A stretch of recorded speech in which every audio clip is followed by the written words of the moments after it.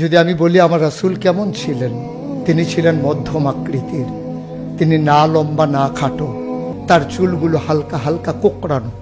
তিনি কখনো বা যখন চুলের ভিতরে তৈল দিয়ে আছড়াতেন, অবাক বিস্ময়ে মানুষ তাকিয়ে দেখতেন, মনে হতো চুলের মাঝে যেন মৃদুমন্দ ঢেউ দেখা যায়।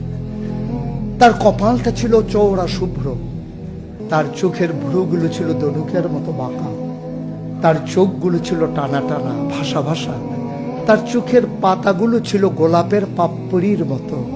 তিনি কখনো বা যখন চোখের পলক ফেলতেন, অবাক বিস্ময়ে মানুষ তাকিয়ে দেখতেন, মনে হতো মৃদুমন্দ বাতাসে গোলাপ পাপড়ি দোল খাচ্ছে।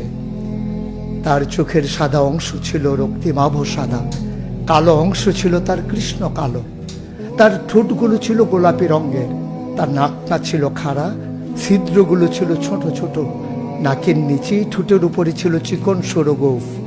তিনি কখনো বা যখন মুচকি হাসতেন, তার গোলাপি রঙের ঠোঁট দুটো যখন একটু ফাঁক হয়ে যেত আর দাঁতগুলো যখন বের হয়ে যেত, মানুষ অবাক বিস্ময়ে খুঁজত কোথাও যেন বিজলি চমকিয়েছে।